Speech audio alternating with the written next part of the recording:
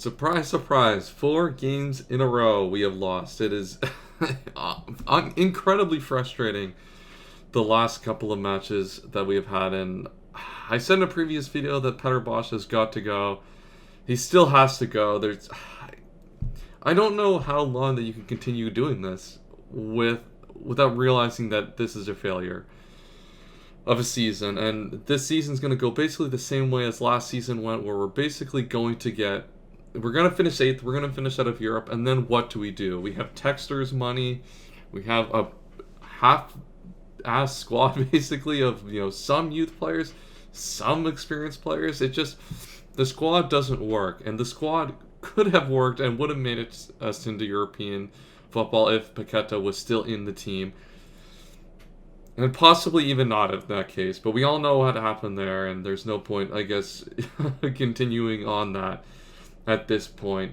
What a frustrating game this was, and you could tell that the lineup the team just doesn't work right now, and I think partially it has to do with Petr Bosz. I think he has never been able to get the best out of these players. These players are good enough to make Europe, realistically. We can talk about, some of the quality that we're missing, the fact that we are playing one center back basically at all times, but to put matters into perspective, you look at the players we have, we realistically should be making top 6, top 5 at a minimum. That has to be the bare minimum, and Petr Bosz has consistently failed to do that. Well, this is only his second season, to be fair, but has failed to do that. Completely failed in the Europa League last year. Let's be real, that was a Europa League that we had a really good chance of winning a European Cup, and inexcusable choices, inexcusable management, and the team was very, very poor.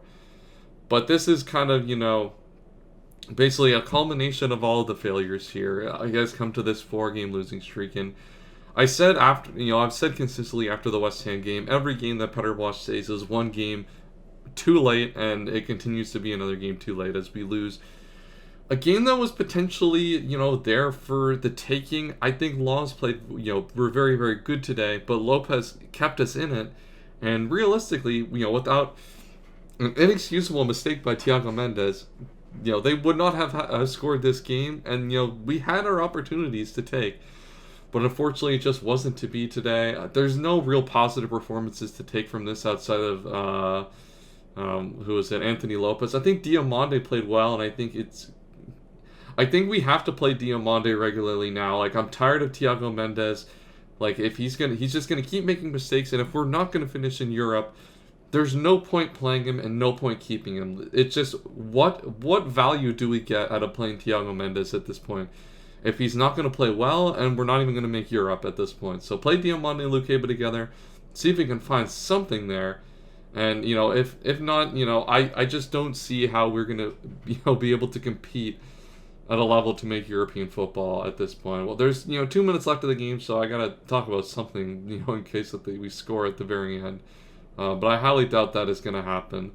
Other performances, I think Kakare and Le Pen together. I think Kakare, they were both okay. The problem is their profiles, they're just too similar of players, and playing together under 4-2-3-1, they're both. I think Kakare needs to add, the ability to play, to move the ball forward a lot more in his game, similar to how Ndombele has, played when he was not completely terrible, played last season. I think that's something we need. Not the same physicality, of course, but he needs to be better going forward. He's, very solid defensively and very solid controlling the ball, but definitely needs, a little bit more attacking wise. Lacazette tried today, put an effort in. Henrique was horrible at right back. It's just a non-option at right back. He just can't play there. And Tete, I think he's a player who wants to be inside. He's very, very left-footed. So, naturally he's going to play more inside. And the fact that Henrique provided absolutely zero width in the attack the entire game, which is honestly to no fault of his own. He's playing out of position. And I understand the idea of, playing defensively and, making that part of your game rock solid. Everyone else, there's no real commentary to make on. Like, the mistake, the handball to Thiago Mendes, we can argue whether there was a foul in the build-up that had the player go through. But at the end of the day, why are your hands here? Why are your hands here, and why are they hitting the ball in the box? It's unbelievably stupid.